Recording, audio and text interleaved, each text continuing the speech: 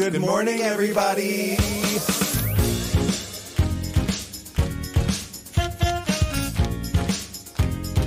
Wake up. Wake up, wake up. In Provincetown. This week featuring Wake up, wake up. Can I have some coffee? Wake up, wake up. Make it strong, please. Hey. Oh. Hey. Wake up, wake up. Oh. No, really, can I have some coffee? Wake up, wake up.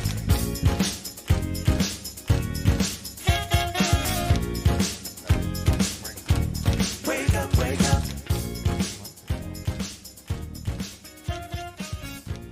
Good morning, everybody. It's Friday, October 13th. I'm Bob Curie. I'm Harrison. And you've just woken up in Provincetown with us. Yeah, work. How was your week? It's been good. Yeah? Yeah. What'd you do? I mean, fall is not slowing down at all. Everyone keeps being like, are you loving it slowing down? And I'm like, I wish it would. We're all still super busy. Town is wild, especially last week, and there was so much stuff going on. There was the Washington Music Festival. There was the the Eugene O'Neill New Works Fest. There was the I almost said football. The soccer tournament. Mm-hmm. Yeah, just so much stuff going on. It was fun. Yeah. Lots and lots of stuff. Yeah. Who's on the show today, Bob? Who is on the show today? Oh my God. So on our gallery stroll, we stopped into the Schoolhouse Gallery and talked to Mike Carroll. We went to the Berta Walker Gallery and talked to Grace Hopkins. These are two of the longest standing galleries in town. Mm-hmm. They've both been around for 30 years or so. And have some really beautiful art. So you guys should stop in there and say hi to these guys. Yeah. We also have Pat and Courtney coming in from the Somerset House. Talk about all the art and things and poetry they've got going on over there. Tori's coming in to sing a song. She's got a show this week for Women's Week. She, of course, came on my show in September at the Post Office Cabaret. Mm-hmm. We got some funny ladies on deck, too. Yeah, we have Jennie, Suzanne, and Mimi coming in to chat about Women's Week, which we're in the throes of. The 39th Women's Week right now. Damn. I know. Will they make it to 40?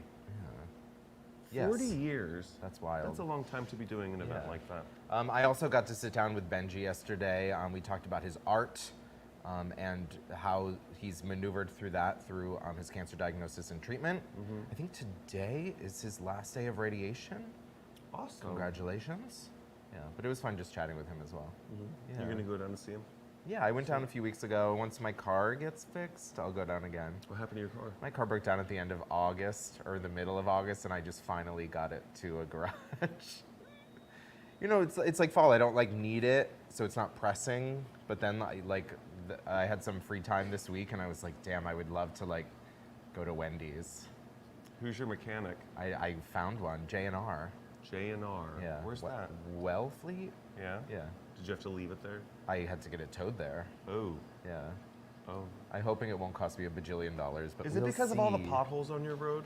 Oh, maybe. I hate driving over to see you because it's dangerous. They did just fix the potholes in my road. They did? Yeah. Yay. Yeah, but they come and go as potholes. I live on a dirt road, so they get fixed, and then a year later they're back. Yeah. But it was pretty treacherous for a moment, but it's fixed. Good. Yeah. I'd love to hear that. Yeah. Did you get up to anything fun this week? I went to Wendy's. You did? Rub my face in it. I Damn. know. No, my dentist is in Orleans, so whenever I leave the dentist, my treat to myself is to go to the Wendy's, drive to the Fort Hill area, and eat my spicy chicken sandwich while I overlook that marsh there. It's a really beautiful place to sit and eat your Wendy's. Like across the street by the windmill? No, you know that house where there's an enormous fallen down tree in front of it? No. So after you leave the Rotary in Orleans to come back to town, your next possible right turn is the Fort Hill area. Mm-hmm. And it's there's 10 parking spots. And it overlooks this beautiful, marshy area. I'm going to have to check that out. I always sit by the windmill across from TJ Maxx. Oh, I don't know that. Yeah. You have to go to Fort Hill. Yes. What is it called? Town Cove. Town Cove. Yeah. And I don't mean to brag, but my dentist told me that I'm their #1 patient and that I have the cleanest mouth on all of Cape Cod. No one has ever said that. Yeah. They must not watch the show. You and your dirty mouth. Filthy. I had so much fun this week. So the first thing I did last weekend was, as part of the Eugene O'Neill New Works Fest, I did a reading of a brand new musical. It was so much fun. There were 3 really big parts and then me, so I kind of got to like sit and watch and then do my one little song. Who were the 3 big parts? Kaya was one of them. Brandon was one of them. I can't remember the name of the third one, but she was incredible. She was the lead. It was so much fun. The music was incredible. Alan Cancelino wrote all the music. It's like a kind of like off the wall, ridiculous plot, but it's so much fun. And it was awesome. A lot of people came out for it. That was the first year of the Eugene O'Neill New Works Festival, and I hope it keeps going. It was really fun. Where does the musical go next? I think that, so it's kind of in the early stages of them writing it. So basically each character got 1 or 2 songs, and there were a lot of songs in the reading where it was like lyrics only, so the music hadn't been written, so the character would read the lyrics. And then there were others where they knew there was going to be a song in that spot and what the song was going to be about, but they hadn't written it yet. So the character would be like, okay, this song is going to be about, they're just going to continue building off that. I think they got a lot of really great feedback from it. It was awesome. It was so much fun. And then you went to the Washer Shore Festival? Yeah, Sunday night I went to, did you make it Saturday night? No, I was at work Saturday, Oh, but right. I did get to go Sunday. Yeah, Sunday was amazing. Everything was over at Town Hall. It kicked off with the Simple Sisters and then went right into Andrew Hague and Joel Santos' set, which I thought was amazing. They both blow me away every time I see them, somehow better than the last time, which was also amazing. And it was really cool. It was really interesting seeing how Joe and Andrew took both of their talents and worked them together to make something really incredibly unique. I know, and when Andrew was sitting here last week describing what was going to happen, I was like, huh? Like every part of that track is going to be Joe's voice, and then you go in there, and it sounded like instruments. And Peter was like, is this what he was talking about? I was like, yeah. That's actually, everything that you hear right now is Joe's voice. It was really, really remarkable. So cool. Wonderful work. Nicely done. Yeah, and then Supernova was after them. They were incredible, blew me away. And finally, Jake Wesley Rogers, which I had heard that he had been being called the Gen Z Elton John, and I can very much see that. He was so charming and riveting on stage. He sounded amazing. Vocally amazing. It was one of those moments where I was like, oh, he sounds like he's being mixed, but he's not. No. It was He's got incredible. a pristine voice. Yeah, and John Cameron Mitchell and also Amber Martin were there. Amber Martin did her Reba impression. From a wheelchair. From a wheelchair. Yeah. I just got a comment on your musical. It's just, you asked Harrison if it takes Big Troy from High School Musical if you grew up working IT. Literally. I love my character. They just kept being like, so like every line was about me being handsome. Typecast. What can I say?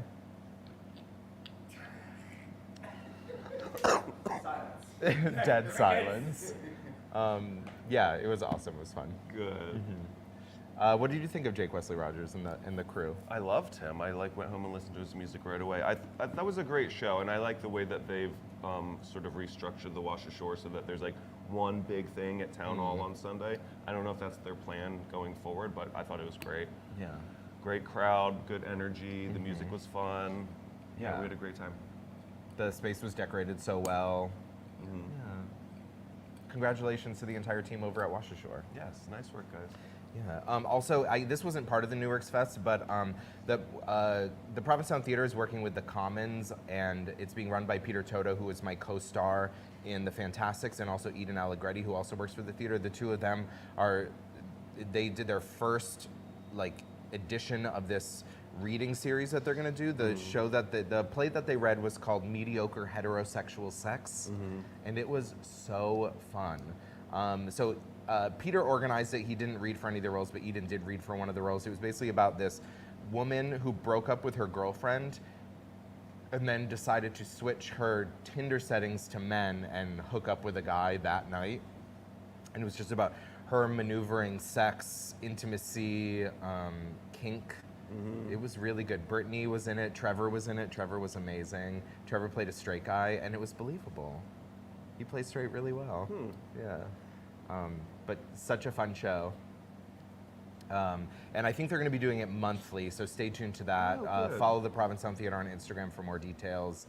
And if the first show that the first reading they picked is any indication, it's going to be really, really fun stuff that they're doing. That'll be fun. Yeah, and it's over at the Commons. They had a really good turnout. It was funny. I got there like 15 minutes before it was supposed to start, and it was me and one other person, and they were like, "Welcome. We hope more people come." And then a ton of people ended up coming. It was really awesome. Yeah, that's the P-Town way. Show up at the last possible minute. Right. I know that from trivia. There's often times where we start at 7 and no one is here at 7, and by 7:10 I've got 12 teams. Mm-hmm. Yeah. You just went to the dentist this week? No, we also celebrated Peter's There we milestone go. birthday. How was that? Happy birthday, Boo. It was really fun. We had a table of 12 at the Red Inns to celebrate him. Though there were a few birthdays going on at the Red Inn this past Monday. Mike Flanagan also had his birthday celebration at the Red Inn. Nancy Ann Meads was there celebrating her birthday. There's so many Libras in town. Yeah, there's something about this town. Everyone's a Libra, and I say that all the time, but it's every time I say it, it's reinforced. Like I'll say it in a group of 10 people, and 4 of them are Libras. Yeah. Yeah. I believe that they say, allegedly, that the hallmark of a Libra is indecisiveness. People come here and they can't decide if they want to stay or leave. That's true, and then they're already here, so they might as well stay. We love you, Libras. Yeah. Happy Libra season, everybody. Let's talk some news stories. Okay. I spoke about the gymnastics worlds last week. The U.S. team won first place. I think it's the longest winning streak for U.S. gymnastics to win, and I think they surpassed China's long winning streak, which was from the late 90s through the mid 2000s. But after last week, right after the show that day, they began competition for individual all around, and history was made. Simone Biles got first place 10 years after she first got first place, which is insane, especially in gymnastics. But what made history, it was the first time ever that the podium was all made up of all Black women athletes. So first place was Simone Biles. Second place was Rebecca Andrade from Brazil. She also beat Simone in the vault, which is fairly impressive because Simone does that thing. The Biles. Yeah, the Biles. Andrade, I believe is how she pronounces her last Andrade, name. sorry. And then also American Shalise Jones got third place. Work. Yeah, and also Frederick Richard also became the first American man on the podium in over 13 years. For the all-around? Yeah, an American man hasn't got first through third in 13 years. Wow. And he got third, so congratulations to him. First names. What? He said two Frederick first Richard, names. I know. This will it's be a wild. fun Olympics next summer. No, I can't wait. I told Carmen and Sam that we have to have viewings every day here, hosted by one of us. Let's go. Let's Yeah. go to the Olympics. Where is it next year? Paris. Paris. With the bed bugs? What? We haven't spoken about this, but there is a huge bed bug outbreak in Paris. It is apparently taken over the entire city, movie theaters, train cars, everyone's houses, and they are learning that this crew of bed bugs is resistant to treatment.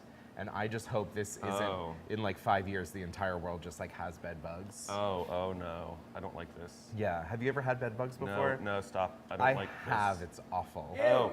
Ew. I don't like this. I know, ew, get away from me. Oh my God, I had bed bugs 10 years ago. It was one of the worst experiences I know, of my but you're life. making my skin crawl.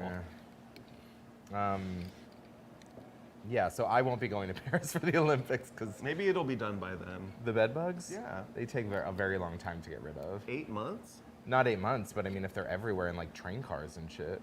Oh, what's the next news story? Okay. So earlier this year, or last season, we spoke about the NHL's Pride Night. So for Pride Week, they would do Pride Nights at certain games, and the teams would wear Pride jerseys and Pride tape, which is they wrap their stick in rainbow tape. Just before the season started this past Tuesday, the NHL released a memo saying that they were banning all, what did they call them? Banning all the wearing of specialty jerseys or anything that is in support of a cause. They just are entirely outlawing it. This is in response to last year when 7 players refused to wear their Pride Night jerseys. Right. A lot of players are now coming out and saying that it is a shame that the league has bowed down to these specific 7 players and outlawed everyone from wearing it. And a lot of players are saying that they will continue to wear Pride tape on their sticks. And it is to be seen whether the NHL will actually discipline these players for doing that. I mean, it was just a memo out or banning these specialty jerseys. So going from releasing a memo to actually disciplining players is a jump, and we'll see if they actually make that jump. Over the last decade, the NHL has used the phrase "hockey is for everyone" as part of their marketing campaign, and now these players that are going against the ban are using that specific phrase that they've been using for the last 10 years. No, I don't want to say against them, but like in like, I thought, they're kind of like, I thought this was for everyone, I thought this hockey was to support everyone. Yeah, we'll see.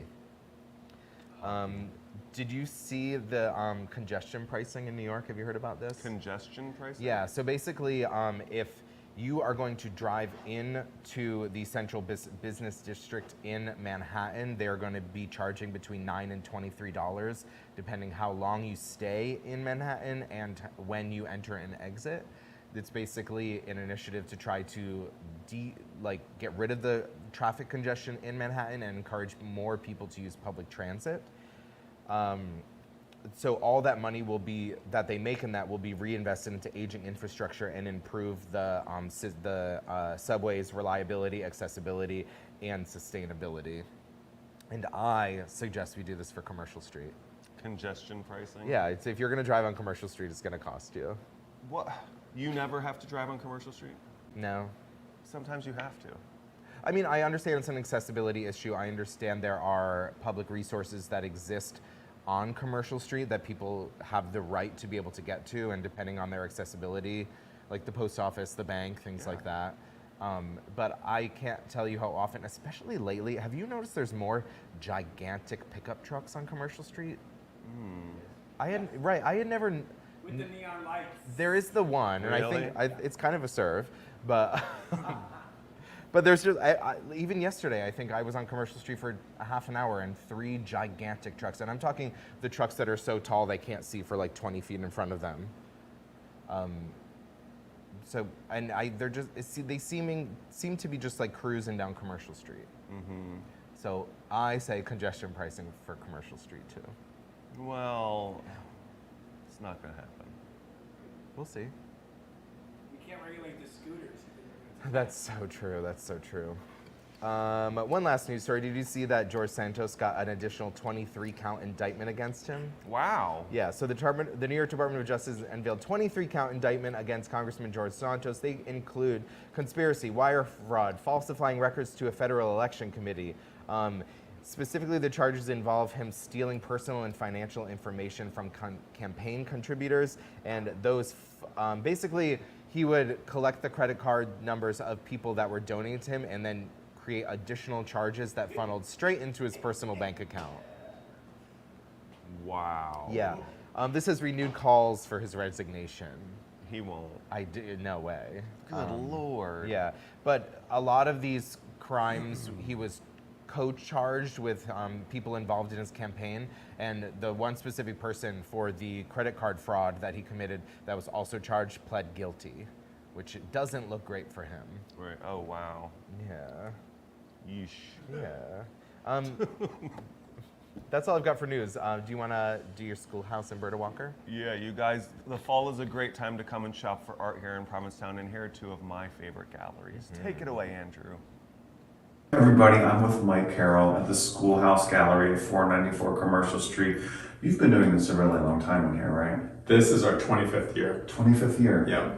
Did you have a gallery before this one? I had my first gallery when I was 19 years old in Oh, Boston, in a loft I lived in, an illegal loft in down near South Station in Chinatown. When did you come to Provincetown? I came to Provincetown in the early 90s. First, I came to Provincetown in high school once, and then I came in the early 90s summers, and then I came after that for full-time. I just stayed. Yeah. Still go away a little bit in the winter sometimes, but mostly stayed since then. Yeah. And what's the general vibe of the Schoolhouse Gallery? Well, the Schoolhouse is, not the oldest, but one of the longer galleries in Provincetown. We operate the way Provincetown Studios did since the 60s. A lot of the galleries are based on the studios that were here in the 50s and 60s, which is that there are more than 1 or 2 artists that exhibit at the same time. we represent artists, what we call in depth, which means that we have long, sustained relationships with their studios, and we want people to know what they're doing and what they thought of yesterday and what they're going to think of next. And you'll see this kind of logic, which is kind of an en-suite exhibition thing. A project here, a project here, a project here. So it creates an easy conversation between the artists, and for people who come to see the work, they can see more than one thing. Mm-hmm. You know, we have to get a lot of points across in a short period of time in the summer, so that's why we do it this way. And I know one of my favorite artists who's been at the schoolhouse forever is Mark Adams. Yes, yep. And you said that you have probably 20 artists over the course of a summer? We represent a lot of galleries these days in like urban centers. Are kind of like think tanks or little incubators. They're featuring projects. The kind of older fashioned galleries represent people. So we represent about 40 people, and we deal with about a third to a half of them every year in the summer exhibitions. Although we're open year round, the summer is where you kind of feature the shows. So some people show every year, some people show every third or fourth or fifth year, some people we work with outside the space and commercial projects and private projects too. Yeah. And I would never ask you on camera who the problem children are. The easy artists to work with are. We'll save that for later. Well, you know, I can answer that actually. People say to me, who do you represent? What do you do? What do you show? And I say, I've been doing this for 25 years. I work with people I can get along with. I love the people I work with, and they're fabulous, and the challenges they present are creative and fulfilling and fun. That's why I do it. Yeah. And the fall's a nice time to come in and say hi to you and check things out because it's not as busy. Yeah. Right? Yeah. You love the fall here? I love the fall. I actually really like New England in all the seasons. I love the fall because the town is the right scale for its population. Mm-hmm. The businesses are open, people are here, people in Provincetown are not necessarily leaf peeping in upstate New York, so they really love the Cape and they want to be here, and you can tell. It's a really warm, friendly population of people. Yeah. Nice. Well, thanks for taking a couple of minutes with us. You guys come say hi to Mike at the Schoolhouse Gallery. And watch your show. I love it. Thanks for being here. Yeah. Good morning, you guys. I'm at the Berta Walker Gallery with Grace Hopkins. You've been working here for about 10 years, you said. Yep. But you're from here. From here. Born in Hyannis. Every summer of my life. Born in Hyannis, lived in New York in the winter.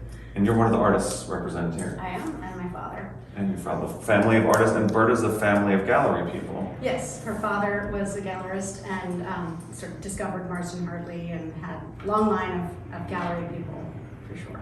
And if you don't know, correct me if I'm wrong, but the Berta Walker Gallery is the longest running continuous gallery in Provincetown, 35 years or so. Just about, yeah. Yeah, amazing. Yeah. And so what's the sort of general vibe of the Berta Walker Gallery? So her thing is, she likes to, she's a beautiful curator, but she likes to teach with the curation. So she wants to show people something they haven't noticed or didn't know. And she likes to show the history of art through the lens of Provincetown. So the idea is everybody in the gallery has a relationship to Provincetown in one way or another. Some of them live here and some of them went to FOC or, different reasons why they came here. But there's a lot of Berta's family in Fine Arts Work Center as well, so there's a connection there. You said her dad founded the Fine Arts Work Yes, Center. well, a lot of people founded, but they were very big behind it. Yes. Instrumental, their names Hudson up Walker, there. yep. Let's take a little walk through here. All right. And so in this back room, there's Erna Bartol, who I know just recently did the art for the Swim for Life promotional did, materials. yep. And she's also had a little bit of a rough patch since December 23rd. I Yes. remember that date very specifically. Yes, Erna was flooded. It came actually up through the bottom of her house and as well in from the tide. Right. And so we rushed over there and everybody grabbed, she's 92, so everybody grabbed what they could grab and brought it here. And in doing so, we found all these paintings we had never seen before. So Berta wanted to do a show for her and sort of a fundraiser for her as well to try to support her, and it's been quite a trial since the flood. I know. Most of the people who were flooded that day, I don't think they're back in their homes yet. Right? And this is almost a year later. She had everybody really helping her. But it was really nice in that we got to see these paintings that we hadn't discovered before because they were sort of hidden, she stashed everything away. So it was really kind of a nice ending to the story. And the gallery right now is open by appointment? Yes, it'll be open by appointment all winter, and in October we have some hours for the weekends. Excellent. Awesome. What are the chances that somebody can spy Berta in here ever? It happens from time to time. Definitely when we're changing shows, she's around openings for sure. We have one more opening in mid-October, and that's going to be a really fun show, definitely. Excellent. You guys come down to the Berta Walker Gallery. We are at 208 Bradford. 208 Bradford Street. Come say hi. And there's Grace. parking. Oh, perfect. Thank you so much for your time. Thank you. Really nice to meet you. Nice to meet you. We'll see you soon. You guys go check out the Berta Walker Gallery and the Schoolhouse Gallery. They're both open this fall. Yeah. Please welcome Courtney Paulsen and also Pat Kearns from the Somerset House. Thanks so much for coming on this morning. Thank you for having us. Thanks for having us. So Pat, how long have you been at the Somerset House? 5 years, 4 years, 4 years, sorry. 4 years, Nice. yeah. Since 2020. Yeah. Yeah. It's been 4 years since 2020. Wow. Wait, it's not been No, you're 4 right. years. 4 summers. 4 summers now. Is that right? Yeah. This is the fourth, That's including wild. 2020. Yeah. Right. Okay. That's right. And Courtney, how long have you been with the Somerset House? I just purchased in February of 2022, so not even 2 full years. Congratulations. Yeah, thank That's you. really exciting. Thank you. And this is your first guest house? This is my first guest house. I did a complete career change because it's something I always wanted to do, and it was just me and my 2 dogs, and I thought, you know what, I'm just going to do it. And I did, speaking, and I know we'll talk about this, but just community partnerships and the wonderful community in Provincetown. I was neighbors. I had a part-time condo, and I was neighbors with people who own inns, and they actually mentored me and took me under their wing and helped me even tour the Somerset House. And I'd never done a business plan, anything like that. And so I just got very lucky for beautiful people in Provincetown to kind of put me through it. And I got the Somerset House, and it's been an amazing experience since. A great last 2 seasons. And Pat came with the house. Yeah, I was in the back of the house when she bought it. It When was you a- gave the tour. It was When a you got surprise. the tour. Yeah, Yeah, it was yeah. a surprise. I No, was kinda I'll never forget because it's so funny that, yes, I saw Pat in the back of the house. I saw Jerome, who works for me now too, that was at the Somerset previous to me, backing me on the stairs. And we will still talk about this. We exchanged some kind of hi, you seem like a good person, and we just have been pretty much family since, the 3 of us. So That's great because it's great. sometimes you inherit things from properties that you don't love. So Yep. it's great that Right. that it worked out. Right, I think a lot of managers would say acquiring a staff or sometimes it's like, okay, well, I didn't get to hire them, they don't know my vision. Right. And this has just been, I don't think I would have a vision without Pat, and that's kind of what I think we're going to talk about a little bit today. But, that's great. the poetry and the community that we've been able to build has really been about Yeah. Pat's been at the helm, and it's just been a really great partnership. Yeah, so tell everybody a little bit about what you've got going on over there. Well, before Courtney had the inn, there were different owners who were great, but it was sort of a separation between working there and living. Everything wasn't integrated. I live in the house. We live in the house we work in, so it should be kind of integrated. But it was sort of like you left one door of the house, and then you were the innkeeper would say, enjoy your days off, and then you say, okay, but then you'd walk a few feet into your you're 10 feet away. into where you live, and then you'd see that, and you'd say, oh hey, 5 minutes later, hey, but we just live together and work together, and I've always been writing and reading poetry in the back of the inn. So when Courtney got the inn, it sort of became we should just have readings here, and so it's not. We've had a ton of local readers, which has been great. Mark Adams, Aaron Lecklater, Derek McCormick, who works at the bookshop. Those are some stable. Kathy Izzo's been reading a lot. We read sometimes. Is it all original poetry that they and you have written, or is it other poetry? It's no, it's original. Yeah, for the most. Yeah, it's all original. Cool. It kind of. What? It's not all poetry. I mean, it's And not it's not all poetry. Yeah. Oh, no way. Some of it's prose poetry or prose. One guy did read an email. We've had journal entries read. And we've had songs. We've had a ukulele up there. Yeah. I mean, what we do is at the beginning of the parlor is there's a water cooler in the hallway of the inn, and I just shimmy the water cooler into the parlor, and sometimes it leaks. Like last reading, it leaked a little. New York was flooding at the time too, so it was a little. And so there's also a light hanging over the water cooler to light the person reading. That's made out of a meat grinder. So it's just it's quirky and fun, and I think that's. Yeah. But it's also just the really talented people sharing their work and local talent usually. But we love having guests too. And the best part about this is we try not to do it during season out of respect for the guests that are there. Because when we're full, there's 24 people there, and and we get loud, clapping, all that. And so, but when we have had several readings when it has been quite populated, and we are able to invite the guests, and there's nothing better than that because we've had guests come and read. I mean, it's amazing how when you talk to, I think Provincetown draws a lot of people, but it's amazing just in that house of 12 rooms how you talk to people, and someone's an artist, it's very artist focused, and so we've had guests participate or at least come, and that's been very good too. Yeah, I think the big thing about it is that it's just poetry. Like there's nothing else going on with it. It's just like we take the water cooler. It's really important. It's an important night. Like there's a lot of energy going on, but it's just poetry. Like there's no money involved. There's no like sponsorships. I mean, Courtney's really the only person who's like, here's this time and space, which is.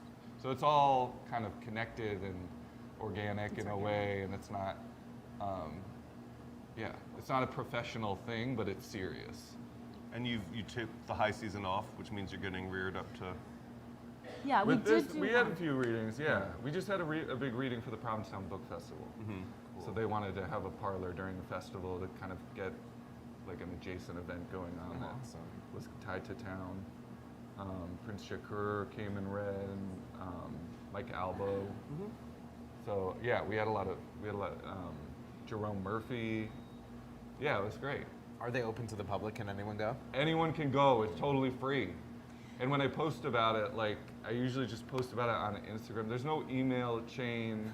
Like it's very unprofessional. We have to keep it that way. This is the hardest thing. This is the biggest challenge. Is that our parlor, we call it the People's Parlor, is not a big space, which is unfortunate, right? Right. And so we hope we can hold. I mean, I pack 24 people in there every morning for breakfast, and that's we can get about 30 people in for parlor, and we've started kind of spilling out into we have doors that open up onto a deck, and so that's we've had people sitting out on the deck. We're running out of space, and so we purposely aren't. There's no email list. There's no only because we can't get too big, or we're not going to be able to do the same. Right. And we're not really interested in taking it elsewhere, right? Like that. I mean, we've done the parking lot. The focus is no. We're reading in the little lot next week. There's 3 parking spaces behind the inn, so we're going to read. We've done it before, and so it's kind of clearing out. So we're going to do a reading in there with a little ladder and a lamp it'll get weird. But it's fun. Yeah, I don't know. It's not. Readings are 3 to 5 minutes a person, and we don't. There's no professional email thing going on. There's no logistic. Like, the focus is really on who's working in town, and who has something that they want to read. Yeah. It started with the fellows really. Oh, cool. At the Fine Arts Work Center, which is right up on 24th Pearl. So they would all come down and pass the inn on their way to commercial or whatever. And I befriended them the fellows 3 years ago now. And they each have one reading at the work center, for the 7 months. So I was like, I want to hear what you're working on right now. Oh yeah. Like, come share so some current work. So they would come, and it's Sterling Holy White Mountain, H.R. Webster, David Hutchison, who's a fellow right now. We've had Eileen Miles come read, Julie Glass. So a lot of people come through the parlor. I mean, we've had 17 readings, and probably 8 readers per parlor. So that's a lot of people. How frequently are the readings? They're whenever I feel like it. You know, Love it's that. poetry. It's sort of like, oh, whoa, we really need to have a poetry reading. Like, what? I mean, you don't put poetry. It's not like you make your daily list and you're like, oh yeah, poetry. You could. Like, but You could, but this is so kinda- Pat, and this is why it's magical. I have to say, we're walking here, and he's like, I think we do a parlor Wednesday night, and I'm like, okay, oh, let's yeah, check yeah, this sure. schedule. And I know what and it is attached to the inn. Like I do know what, we both know how busy the inn is. So if it's kind of quiet, if it's a little quieter and there are no rooms at the bottom floor, like we know that we can maybe That's a good sneak night in a for it. parlor reading. Cute. Yeah. Yeah. And I do have to say thank you for buying a guest house and keeping it a guest house. Yeah. We're dwindling. Yeah. We're dwindling, but it's important. So, and I'm loving it. I will say too, if you at least follow, this is not a shameless plug, but follow Somerset House Inn on Instagram. That's where we post the poetry, like that when we're doing them. So that's the way you would find out that we're doing a poetry reading if someone were to want Yeah. to. Come read. Yeah. Thanks so much for coming in this morning, Yeah. and thanks for having because you bought a guest house and you don't have to infuse it with art and culture and community, but it's so amazing that you both are committed to that, and it really adds a lot to the experience of staying there and the community as a whole. Yeah. Thanks for keeping it Provincetown. Yeah. Thank you. Yeah, what do we got? Oh, so yesterday morning I sat down with Benji. He is continuing to make art through his cancer diagnosis, and we chatted all about it. Check this out. This one. Good morning, everyone. I have the pleasure of sitting down with Benji himself to talk about all the art he's got going on. Benji, happy birthday. Thank you very much, Harrison. Yeah, we're recording this yesterday, which was Benji's birthday. Yes. Yeah. So how are you doing? Really well, which is confusing. Hear it. I'm on radiation and chemo, and somehow like I don't have any real side effects from it whatsoever. And then I like take a good nap in the afternoon. After my radiation, I'm like spent. But then I get up and then I move around and then I'm fine. So whatever good stuff I have gotten, like, That's and I have great. 2 more days of radiation left, and then I'm done. So like, it's pretty good. Like That's it great. could be a lot worse. Yeah, you still have your lovely mustache, which means you're not losing your hair. No, I lost my hair. That already happened. See how that side? It's see Oh, how? Yeah, it's bald. Oh. It's balder. More bald. Yeah, because they're shooting the protons like only on this side of my head because the basal ganglia, where the where the cancer resides, is like on this side of my brain. So they're just shooting here. That's great. Yeah, it's great.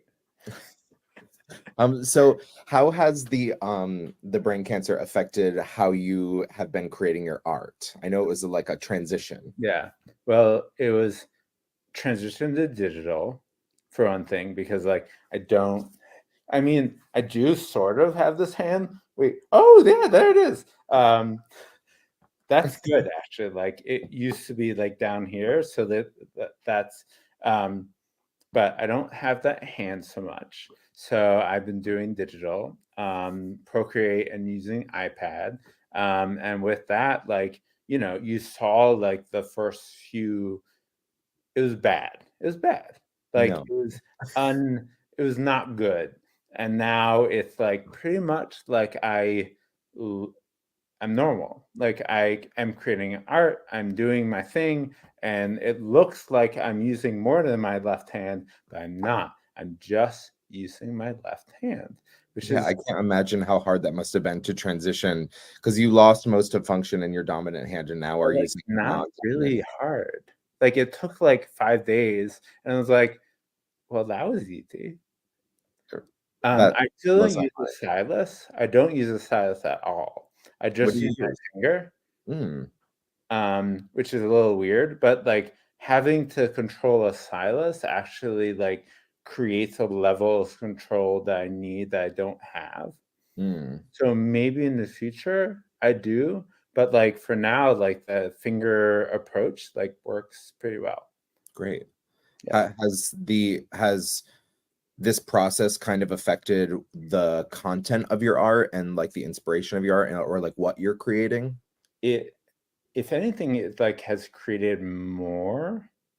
Like I can play around with styles, I can do different things, I can make different stuff. So like I can make a mug, I can make so much more. And like, Ooh, oh, she's making mugs now. Like that's pretty cool. totally.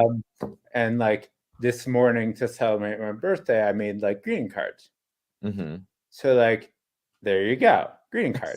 And I think that's pretty fun. And it's really fast, like to create and do and make. So it's like, if anything, it's accelerated my process. Mm-hmm. And also, what's also really cool is it's like, ooh, I got a sale. Yes, it's created like a way to make art that is infinitely scalable. So like I make one art, I can sell it 30 times, I can sell it 50 times. Like I can sell it however many times, and I do. Mm-hmm. That's good too. Yeah. And no, it's wild to see. You'll post something that you created that day, and then I will see a story of someone having purchased that art and it hanging on their wall like a Yeah. week or two later. Yeah. Which is really fun. And it's not just like, I mean, yes, like the community of Provincetown has rallied behind me and so on and so forth, but like it's also strangers. Totally. So it's also like really fun that way. Mm-hmm. And also like it is fun like knowing that like everyone in Provincetown has like an art hanging on their wall. Because like, I mean, one, it's fun, it's good, but it's fun like knowing that people are getting that thing as like a signifier of them. I don't know. Yeah. Yeah. I mean, when you were living in Provincetown, you were all over town, and now you're not living in Provincetown, but you're still all over town. All over town. Everywhere, on walls everywhere. Yeah, that's fun. Awesome. So people can go to store.benwg.com. It's got it listed right there, and scoop up some really cool art. Are you going to continue creating, adding things to the shop, new things, new mugs, new hats? I think we have some things in the works. So like dog bandanas, which should be fun and should be mega killing. I'm sure. T-shirts, like the sky's the limit. I love it. I know. I love that spooky hat. Yeah. Did you get one? Not yet. Well, Harrison, what are you gonna do? I'm gonna get it. Okay. You have to get soon because it takes a while to do. So if you get too late, you might not get for spooky season. You know, spooky season is 365 for me. Okay, yes. But like you get my idea. Yeah, totally. The idea. Yeah. I remember you had those ghosts all over your foyer. Yes. For your last Halloween party. That was an illusion I was supposed to make. Cute. Illusion, not illusion. Illusion. Mm-hmm. Yes. Well, thank you so much for sitting down with me, taking some time out of your day on your special birthday. Perfect. Yeah. And everyone head over to store.benwg.com to scoop up hats, soon t-shirts, paintings, mugs. We got all. Greeting cards. Greeting cards. Awesome. Good luck with your last radiation session. When is it? Tomorrow? Tomorrow is my final radiation. Yes. That's so exciting. Congratulations. I know. I'm excited also. I'm excited just to have like 4 hours of my life back every day. Because it doesn't take that long. The radiation is just like 15 minutes, you're in or out, but like the whole process, yeah, you're not a napper, and I know you've been napping lately. Yeah, it's just annoying. Yeah. We'll know everyone in Provincetown is rooting for you, and we love you, and we're thinking about you constantly, and we're gonna buy a bunch of your art. Perfect. Awesome. Thanks, Benji. Bye. Bye.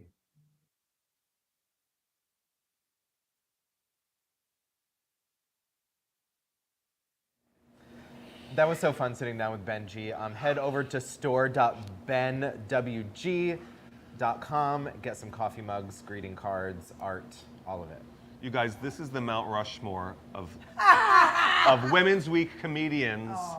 Please welcome to the show Mimi Gonzalez, Jennie McNulty, and welcome back to the show Suzanne Westenhofer. Thank you three so much for making some time to be here. Thank you for having us.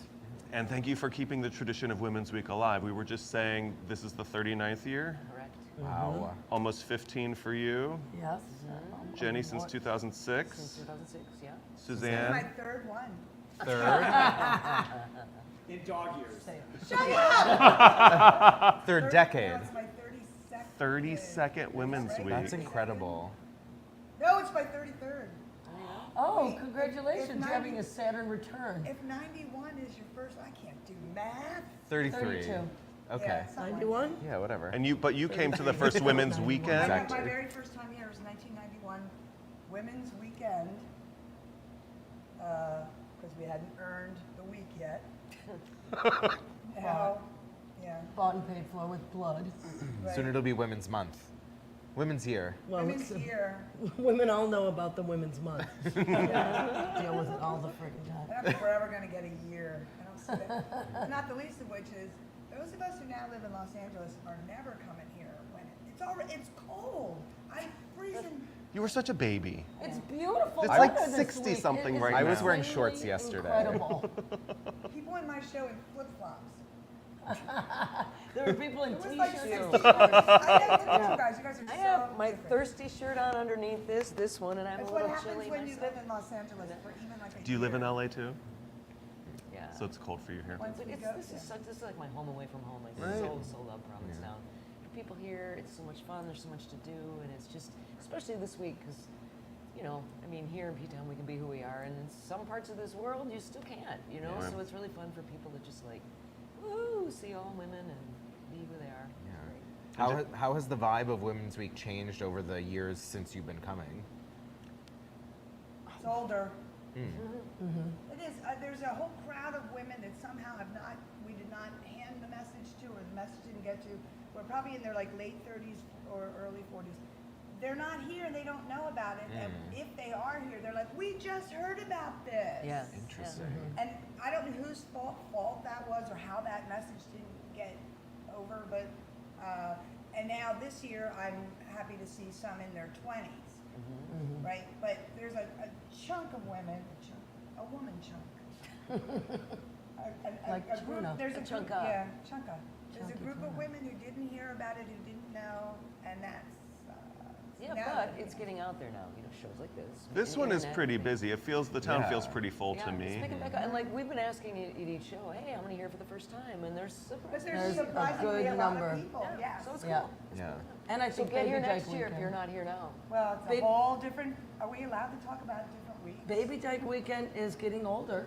Yeah. And some of them are hearing about come back in the winter. Not just the start of the summer. Well, it's not winter. Baby Come Dyke back in Weekend awesome. Getting older, is the week getting older, or do you come here Baby Dyke Weekend and everybody is 60? Because that would No, they're not that old. okay. Just, None of the 60-year-olds are coming for Baby Dyke Weekend. Although it's fantastic, but they age. Yep. And then they start to come to other things, and they are welcome here at Women's Week is just amazing. When we did, I didn't get here for full seasons, like all year, all season, Oh, until okay. 2007. Did you Oh, wow. Did you do full seasons? I don't know. You did. You used to Yeah, do the I whole did. summer. In 92 She did. and 93, you did it forever. I did it when you stopped. Yeah. Thank you. Because no, really, I literally. You're like, you oh, quit she's and I gone, came let's in and go. took this spot. Did you do the whole season? Yeah, Wow. sometimes. Not a lot. Well, because it wasn't, I don't even know why. I might have had other work to do. Oh, yes, because you live in LA and No, I you're didn't. blonde. I remember that I did a full season when I lived in New Jersey because I remember having to move my Beetle, drove my Beetle up here, and I had to move it all the time to find parking for That's what happens in P-Town. You think someone's cruising you, and they're really waiting They're for you just to waiting leave. for you to leave. They want your parking spot.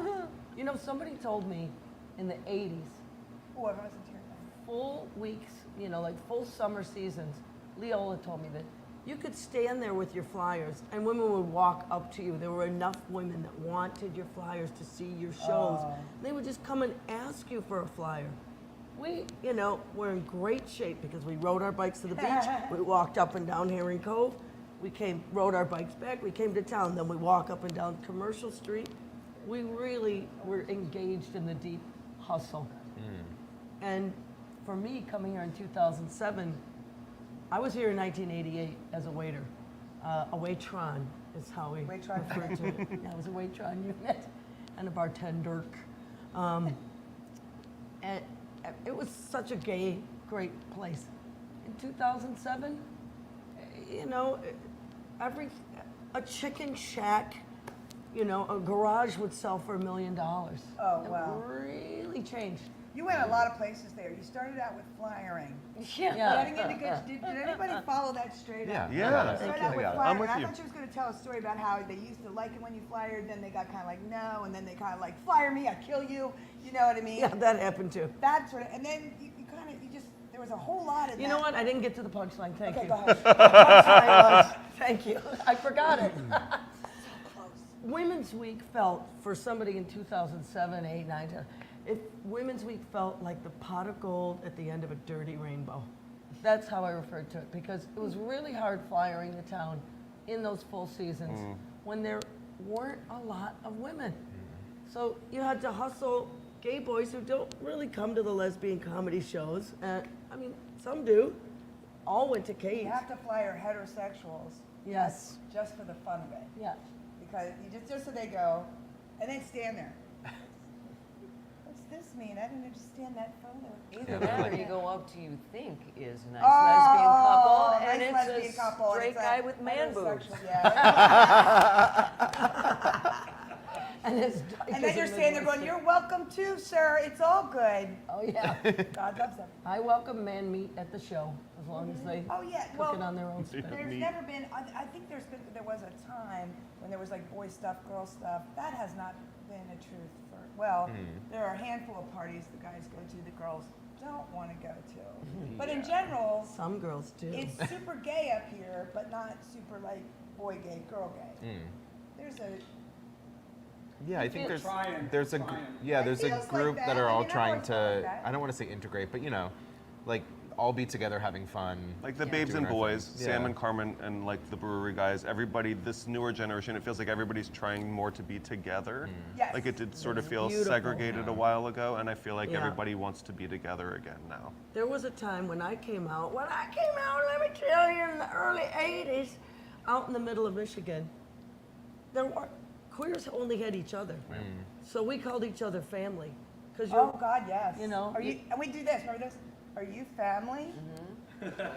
Instead of saying, are you gay? Because then your family. But now everyone's gay, and now you get pissed because you go, no, you're not gay. You're just because they're like 20 or 18. No, we're gay, we're queer. No, what we mean is homosexual. Taste test. Work with us. So do y'all have shows coming into this weekend? Wow. Well, we, Mimi and I are performing as our alter egos, One Another and Dirty Steve in the Amateur Drag King contest tonight. Ooh, the Dragon. It's a huge thing that's been happening. The first one. 2007. You were? People poured out. I was playing the UU, and then we had the Dragon at the UU. The ground floor, the doors were open for the first one. We'll get you some old footage on that someday. Yes, please. In fact, Leah Delaria was there. Leah Delaria was there in drag, which to her was a ball gown. It was hilarious. I love Which that. she owned. That's in her Just collection. out of the back of her closet? Yeah. Nice. She has a gown. Leah is really a queen. There's so many of those dragons. Because they're spectacular. Thank a you. really unusual, interesting thing that goes down, I think, for lesbians. Being men. Not even being like gay men. Being like, men! We're dudes. We are dudes. I love that so And the ladies like it. Your shows, my dear? Oh, I'm just doing comedy. When are you performing this weekend? Kind of look like this. Probably I don't have my sunglasses on my head because it's professional. I have every night at 7. It's been, and then for reasons I have a show on Sunday at 4. You've always I done do that. it every year. I know. You do I it don't every know why. year. And you know, not 95% of people that come are people who live and/or work in town and have just closed their store or whatever. Yeah. So when I notice that, then what we do is mock Provincetown and the store. You know, like we wouldn't do normally. Yeah. Because we love it here. It's perfect. Everything There is we perfect. go. There we go. I'm here. And you're at the Red Room, right? I'm at the Red Room. All three of us. We are all at the Red Room. We love the Red Check Room. these ladies out. I love you three so much. Thank you Go for being see here. shows. Thank you for having us. Of course. Thank you. Come see us Keep for our 40th next P-Town year. Day. Oh, I know. Next year is the 40th Women's Week, and you 40th. not here. That's gonna be ridiculous. Yeah, let's take over the whole town. Something else. we're Let's doing. head on over to Babes and Boys to check out everything we've got going on this weekend right here in Provincetown. Yes.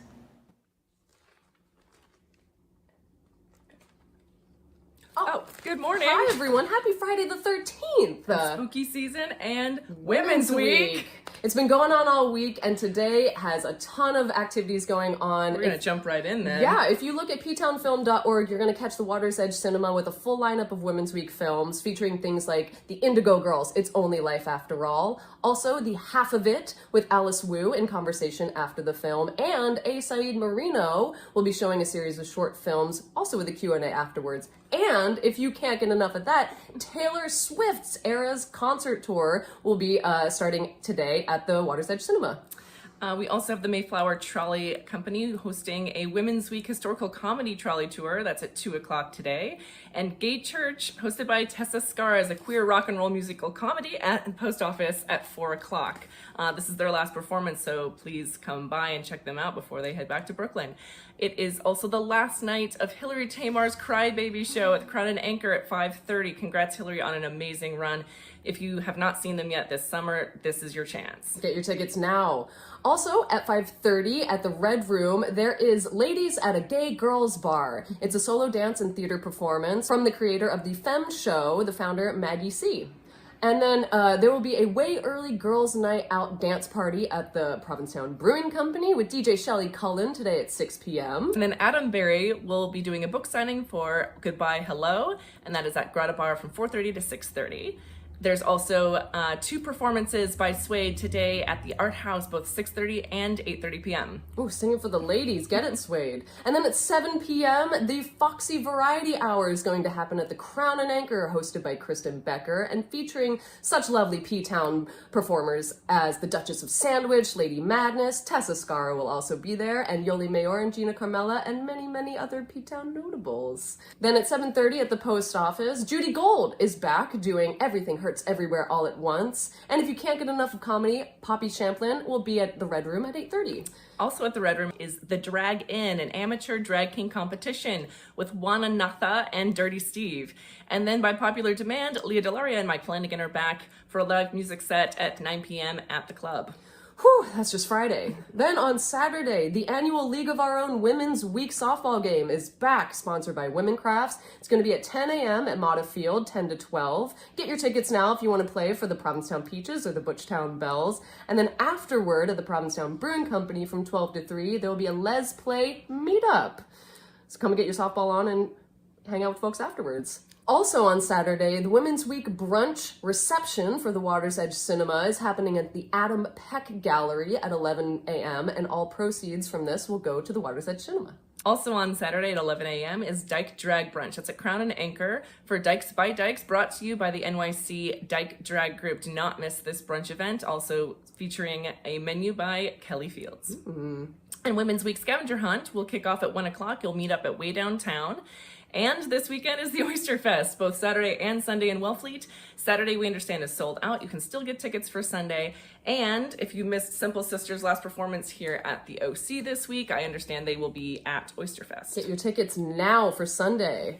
Women's Week Tea Dance is back from 4 to 7 at the Boat Slip on Saturday. And Betty is also performing on Saturday at the Post Office at 5:30. 8:30. Melissa Farrick is also back in town at the Art House performing at 6 p.m. So many performances, including Kristen Becker's Man Pants, a one-woman comedy show at Crown and Anchor at 7, and also at the Crown and Anchor at 8:30 is Yoli Mayor, who's back in town for Look Who's Wearing the Pants Now. So many women wearing pants! And Zoe Lewis and Katie Curtis will be in concert at the UU at 8 p.m. And then to round out the night, we have two events. The Women's Week Last Dance Party is happening at 9 p.m. at the Crown and Anchor, featuring DJ Rockaway.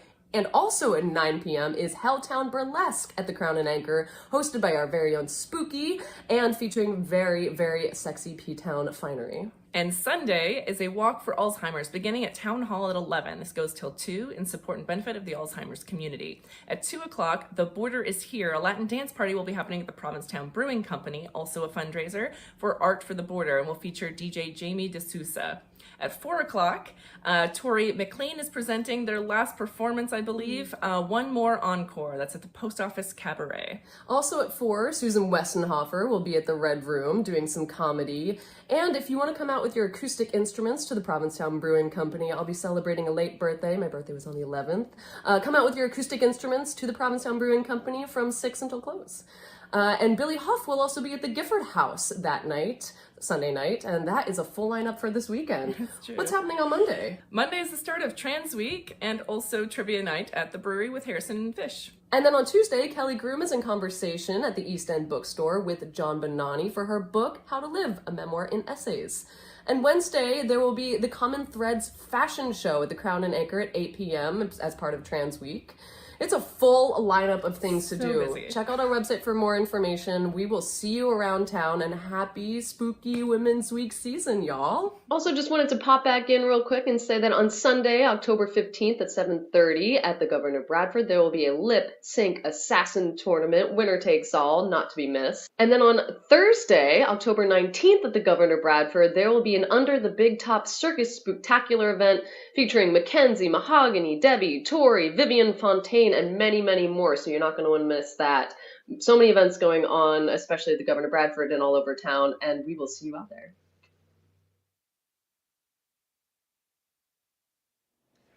Hey everybody, here to do a number from her show, One More Encore, our friend Tori McClean. Tori, take it away! There she is.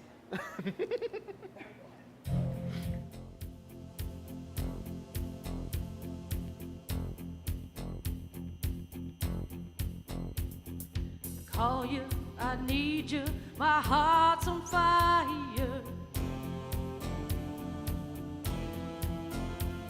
You come to me wild and wired. Oh, you come to me, give me everything I need. You gave me a lifetime of promises and a world of dreams. You speak a language of love like you know what it means. Oh, it can't be wrong. Take my heart and make it strong, babe. You're simply the best. You're better than all the rest. Better than anyone. Anyone I've ever met. Oh, I'm stuck on your heart. I hang on every word you said. Oh, tear us apart. No, no. Baby, I would rather be dead. In your heart, I see the start of every night and every day. In your eyes, I get lost, I get washed away. Just as long as I'm here in your arms, I could be in no better place. You're simply the best. You're better than all the rest. You're better than anyone.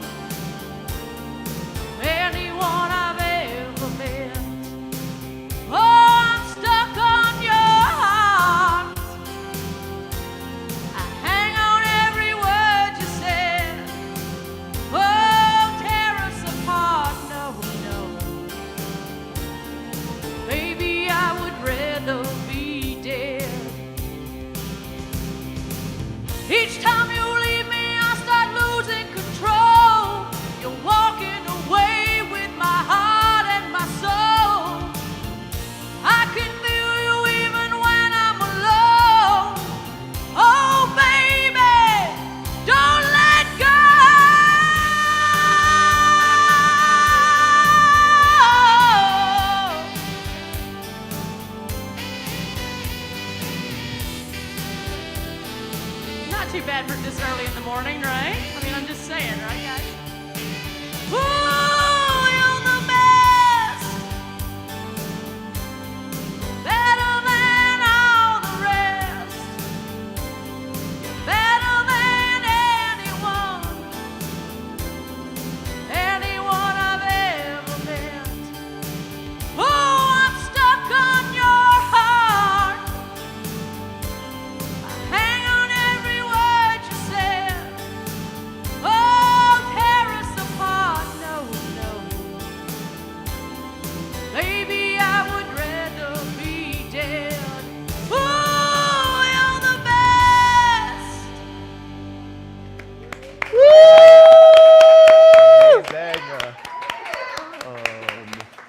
That was incredible. Thank you. It's so nice to have like these iconic lesbian comedians like in the back, like cheering I you on. It's know. amazing. Best three-person I love audience ever. Provincetown. Yes. 4 o'clock Sunday. 4 o'clock Sunday. Post Office Cabaret. With your own. Yes. One With your own, yes, more your own. encore. Celebrating the memory of music legends through their songs. Tina. Tina, Whitney, Prince, George Michael. Ticket link is on the screen. In the Perfect. description. Thank you. so Happen much to not for be in being town here. this weekend. You can catch you at the post office Tin Pan every once in a while. 10 Pan every Tuesday from 8 to 11 now. The time will change as the seasons get short, the days get shorter. As people but don't want to be out till 11 Right, anymore. right. But yeah, I mean, the show is fantastic. There's a lot of original arrangements. Sharon has really outdone himself with arranging iconic songs from iconic artists. You kind of have to put your own spin on it, and that's what the show is about. It's about celebrating their music and celebrating it a different way. That's incredible. Yeah, and come in and sing along with us. Thank you for singing so early. I know this is early. It's to so be fun. belting like that. It's so fun. Rocked So it out. fun. Thank you. We Thanks, need to thank guys. our sponsors too. The Provincetown Brewing Company, the Crown and Anchor, the Provincetown Business Guild. The Boat Slip. The Boat Slip, the Brass Key. Yeah, that's all of them. That's a wrap, right? I think that's a show. You guys, thank you for waking up in Provincetown. Wherever you are. And we'll see you next week. Good morning, everybody.